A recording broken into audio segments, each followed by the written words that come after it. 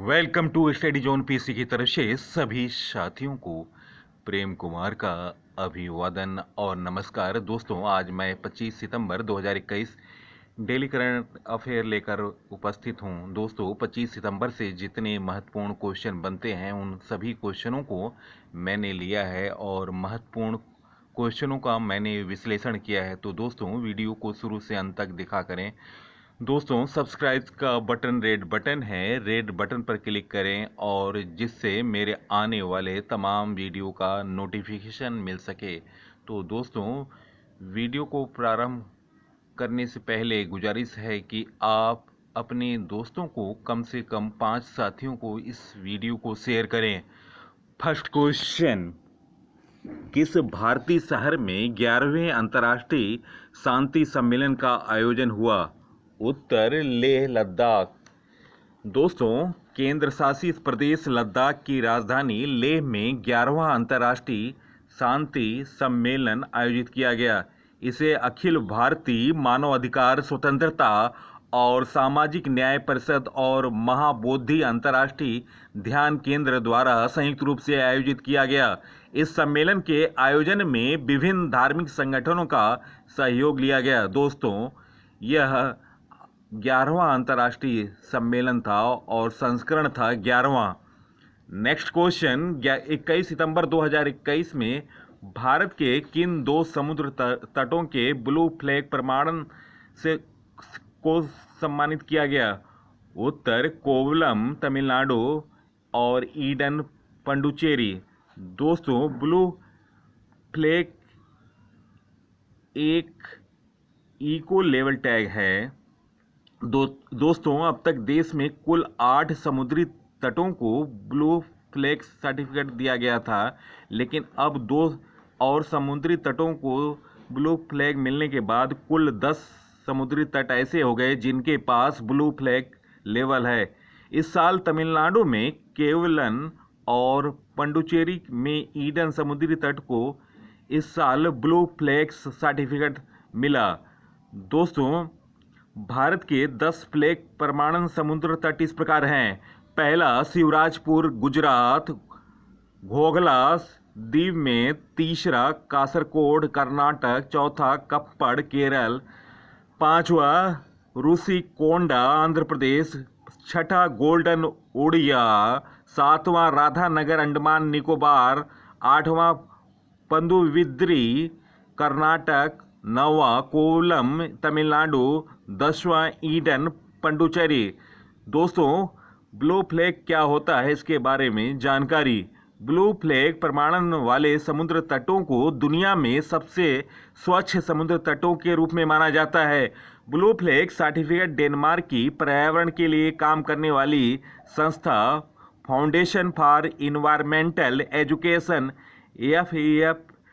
FEE देती है। इसके लिए 4 प्रमुख आधारों का आकलन किया जाता है, जिनमें पर्यावरण, शिक्षा एवं सूचना, नहाने की पानी की गुणवत्ता, पर्यावरण प्रबंधन और समुद्र तटों पर संरक्षण, सुरक्षा एवं सेवा शामिल है।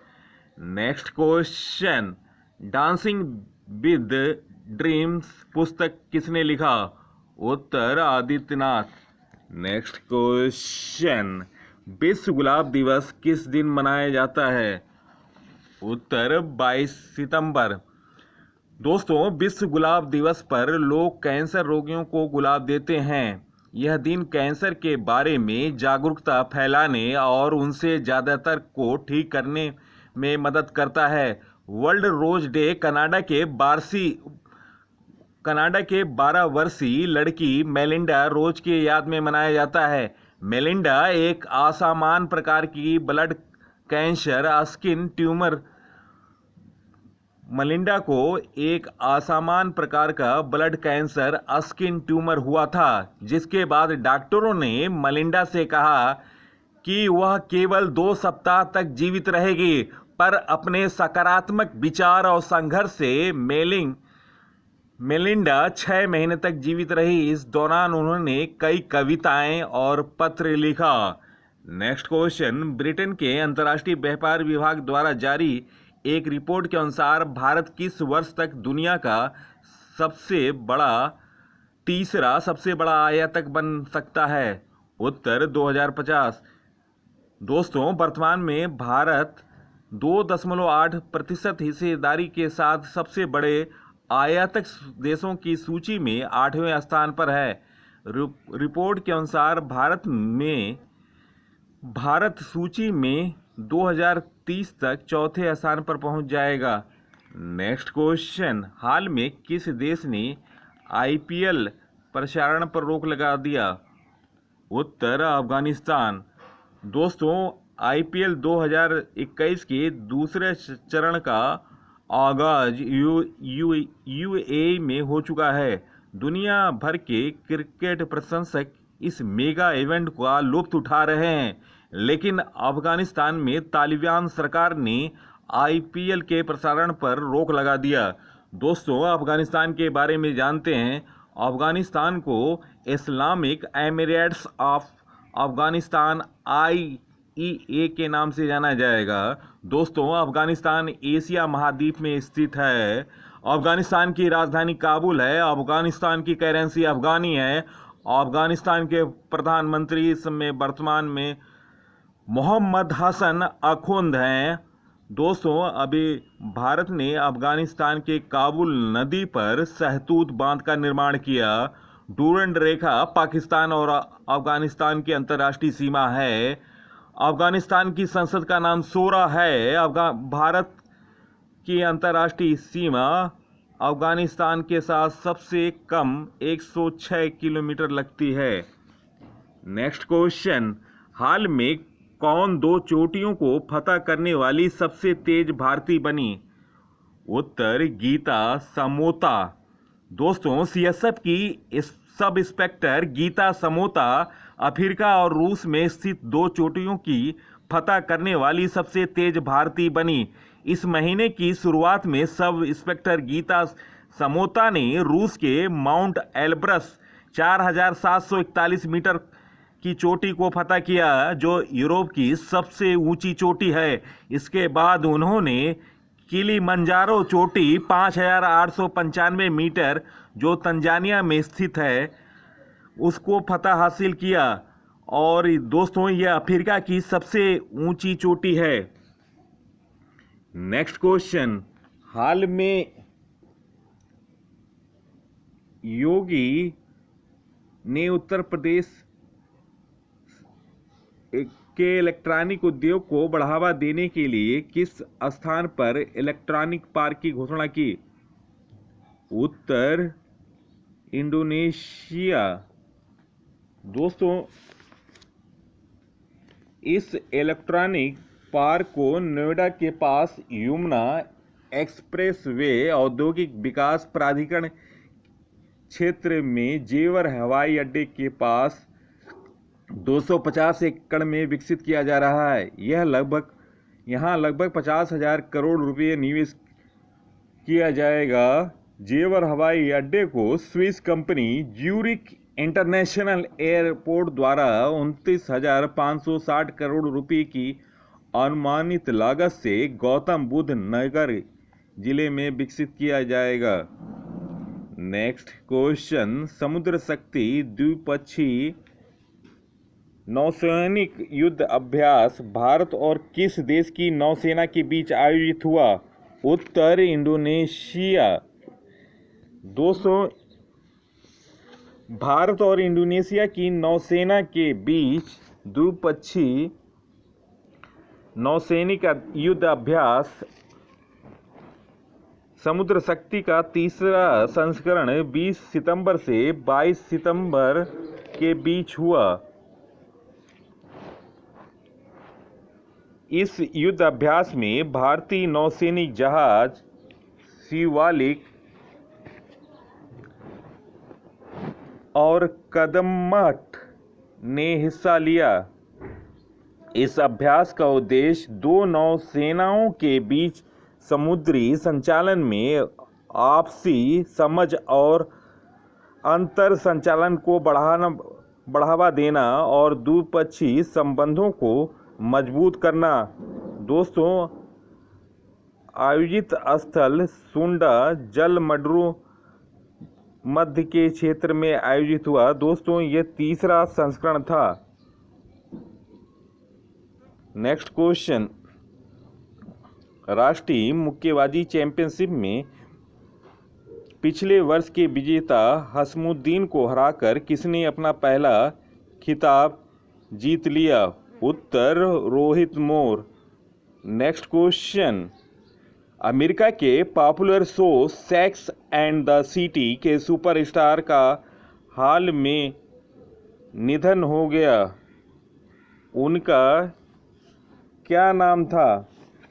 दोस्तों उनका नाम बिली गॉर्सन था।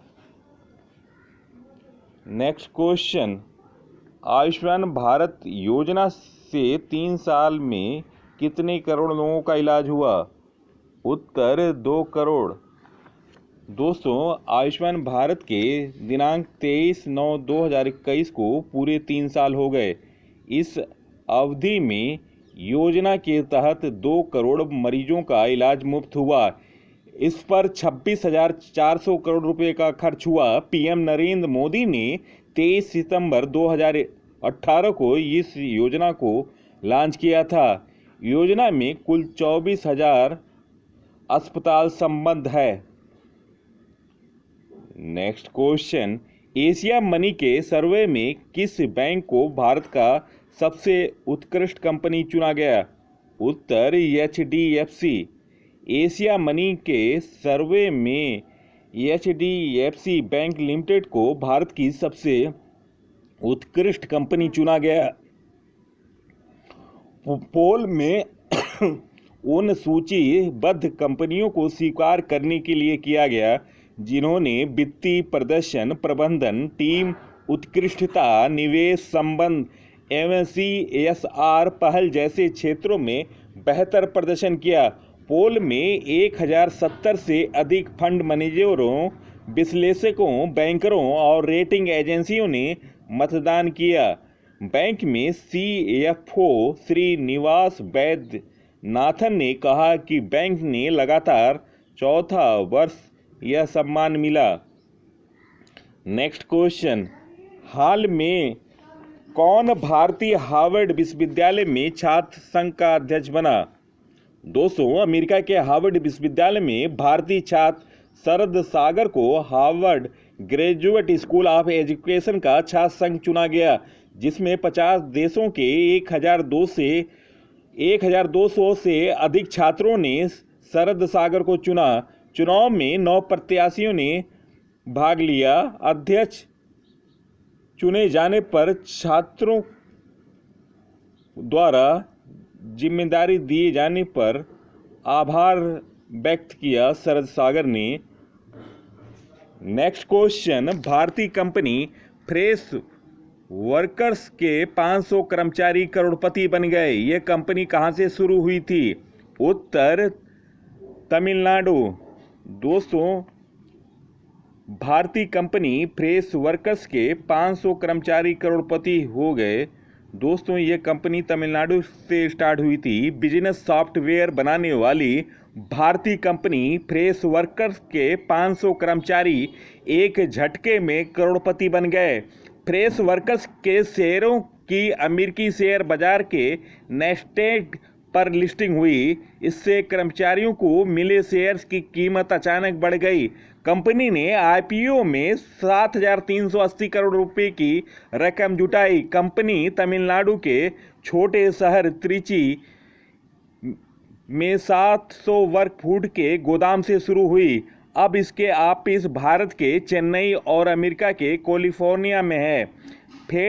फ्रेश वर्कर्स की लिस्टिंग दिनांक 22 सितंबर बुधवार को की गई, जिसमें नैस्डैक पर $36 यानी 2,653 रुपये प्रति शेयर के मूल्य पर हुई। इसके बाद यह शेयर 25% की बढ़त के साथ 3,538 के भाव पर पहुंच गया। इससे कंपनी का मार्केट कैप $13 अरब यानी 73,800 करोड़ रुपया हो गया, जिससे कर्मचारियों को मिले शेयर की कीमत बढ़ गई। कंपनी ने IPO में 2.85 करोड़ शेयर बेचे थे, कंपनी के सीईओ गिरीश माथुरुबुथम ने कहा कि इस लिस्टिंग से कंपनी निवेशक एक्सले और सिकोया को फायदा मिला। Next question, All India Management Association ने किसे प्रतिष्ठित outstanding contribution to media award से सम्मानित किया? उत्तर कलीपुरी। दोस्तों, कलीपुरी इंडिया टुडे समूह के चेयरपर्सन हैं। नेक्स्ट क्वेश्चन, प्रतिष्ठित एशियन ऑफ एडवर्टाइजिंग एसोसिएशन के हॉल ऑफ फेम में किसे शामिल किया गया? रमेश नारायण को। नेक्स्ट क्वेश्चन, सरकार ने Infrastructure Leasing and Financial Services के गैर कार्यकारी अध्यक्ष के रूप में किसका कार्यकाल 6 महीने के लिए बढ़ा दिया? उत्तर उदय कोटक। दोस्तों, हाल में नई नियुक्तियां इस प्रकार हुई। सीएसएफ के अतिरिक्त महानिदेशक बनी सुश्री मीना सिंह। मादक पदार्थ नियंत्रण ब्यूरो एनसीबी प्रमुख की नियुक्ति हुई और इसके प्रधान बने एएसएन प्रधान। केंद्रीय सरकार के कैबिनेट सचिव बने राजीव गौबा। सूचना एवं प्रसारण मंत्रालय के नए सचिव हुए अपूर्व चंद्र। 15वें वित्त आयोग के अध्यक्ष एनके सिंह। भारत तिब्बत सीमा पुलिस के आईटीबीपी के महानिदेशक बने संजय अरोड़ा। केंद्रीय प्रत्यक्ष कर बोर्ड का नया चेयरमैन बना जेबी महापात्रा। असम राइफल्स के 21वें महानिदेशक बने प्रदीप चंद्रन नायर। इंदिरा गांधी परमाणु अनुसंधान के नए निदेशक बने बी वेंकट रमन। आंध्र प्रदेश के नए मुख्य सचिव बने डॉक्टर समीर शर्मा। गुजरात के नए मुख्यमंत्री बने अभी भूपेंद्र पटेल। राष्ट्रीय अल्पसंख्यक आयोग के नए अध्यक्ष बने सरदार इकबाल सिंह लालपुरा। तमिलनाडु के नए राज्यपाल बने आर.एन. रवि। उत्तराखंड के नए राज्यपाल बने गुरमीत सिंह। एनसीएलए के कार्यकारी अध्यक्ष बने न्यायमूर्ति वेणुगोपाल। राज्यसभा के नए महासचिव बने पी.आर.के. रामचार्युल। देश के नए उप चुनाव आयुक्त बने श्रीकांती। भारतीय सौर ऊर्जा निगम के नए प्रबंध निदेशक बने सुमन शर्मा। राष्ट्रीय इस्पात निगम लिमिटेड के नए अध्यक्ष बने नए अध्यक्ष और प्रबंध निदेशक बने अतुल भट्ट। केंद्रीय प्रत्यक्ष कर बोर्ड सीबीडीटी के नए अध्यक्ष बने जेबी महापात्रा। एचएसबीसी के बैंक ऑफ इंडिया के नए मुख्य कार्यकारी अधिकारी बने हितेंद्र दवे। आईटीबीपी के नए महानिदेशक बने संजय अरोड़ा। भारतीय वायुसेना के नए प्रमुख बने वीआर चौधरी। भारत के 17वें चेस ग्रैंड मास्टर विजेता बने R Raja Ritvik. National Rifle Association of India के अध्यक्ष बने रानिंदर सिंह। पंजाब के नए मुख्यमंत्री बने चरणजीत सिंह चन्नी। दिल्ली और जिला क्रिकेट संघ डीडीसीई की नई लोकपाल बनी इंदु मल्होत्रा।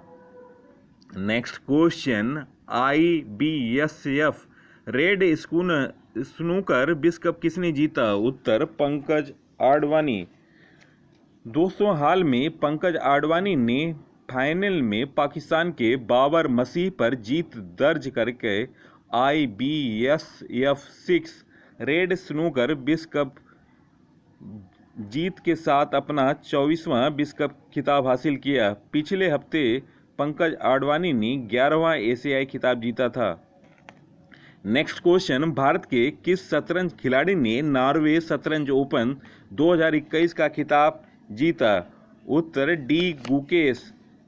दोस्तों, भारत की डी गुकेश ने इस महीने में अपना लगातार दूसरा टूर्नामेंट नॉर्वे शतरंज ओपन 2021 मास्टर वर्ग में जीता। गुकेश ने नाबाद 8.5/10 का स्कोर बनाया और टूर्नामेंट जीतने की प्रतियोगिता से पहले एक पूर्ण अंक हासिल किया। नेक्स्ट क्वेश्चन, वायुसेना के नए उप प्रमुख किसे बनाया गया? निम्न ऑप्शनों में ऑप्शन ए संदीप सिंह इस प्रश्न का सही उत्तर है। वायुसेना के नए उप प्रमुख की नाम की घोषणा कर दी गई। एयर मार्शल संदीप सिंह को भारतीय वायुसेना के अगले उप प्रमुख के रूप में नियुक्त किया गया। एयर मार्शल संदीप का कैरियर एयर मार्शल संदीप को 22 दिसंबर 1983 को एक लड़ाकू विमान पायलट के रूप में भारतीय वायुसेना में शामिल किया गया था। उनके पास 4150 घंटे से अधिक समय तक उड़ान भरने का अनुभव है और साथ ही वे SU-30 MKI MiG-29 और MiG-21 विमानों पर उड़ान भरने के लिए योग्य हैं। मार्शल संदीप सिंह A2 श्रेणी में एक योग्य उड़ान प्रशिक्षक और एक असाधारण परीक्षण पायलट है। वह MiG-21 स्क्वाड्रन के पायलट कमांडर और वायुसेना टेस्ट पायलट स्कूल में प्रशिक्षक रह चुके हैं। दोस्तों, एयर मार्शल आर चौधरी 30 सितंबर को वायुसेना प्रमुख का पदभार ग्रहण करेंगे। उधर एयर मार्शल बलभद्र राधाकृष्णन को चीफ ऑफ स्टाफ कमेटी में अध्यक्ष के लिए इंटीग्रेटेड रक्षा स्टाफ का नया प्रमुख नियुक्त किया गया। एयर मार्शल अमित दवे को पश्चिमी वायु कमान के अगले प्रमुख के रूप में नियुक्त किया गया। वे फिलहाल पूर्वी वायु कमान के प्रमुख हैं। दोस्तों, भारतीय वायुसेना के बारे में जानते हैं। भारतीय वायुसेना इंडियन एयरफोर्स की स्थापना 8 अक्टूबर 1932 को हुई। मुख्यालय नई दिल्ली। वायुसेना दिवस 8 अक्टूबर को मनाया जाता है। वायुसेना के प्रमुख विवेक राम चौधरी, राफेल उड़ान भरने वाली पहली महिला पायलट शिवांगी सिंह, वायुसेना में प्रथम भारतीय फाइटर महिला पायलट भावना कांत, वायुसेना में प्रथम भारतीय महिला पायलट का नाम हरिता कौर दयाल, नए वायुसेनाध्यक्ष एयर मार्शल VR चौधरी, वायुसेना के नए उप प्रमुख बनाए गए Sandeep Singh, chief of staff committee के अध्यक्ष बलभद्र राधाकृष्णन, पश्चिमी वायु कमान के नए प्रमुख बनाए गए अमित दवे। दोस्तों, ये हैं नए उप प्रमुख संदीप सिंह। दोस्तों, वीडियो देखने पर बहुत बहुत धन्यवाद। दोस्तों, वीडियो को ज़्यादा से ज़्यादा लाइक, शेयर और स्टडी जोन PC को सब्सक्राइब करें। सब्सक्राइब का बटन रेड बटन है, रेड बटन पर क्लिक करें और बगल वाली बेल आइकन पर क्लिक करें, जिससे मेरे आने वाले तमाम ज्ञानवर्धक वीडियो का नोटिफिकेशन मिल सके। नमस्कार, धन्यवाद।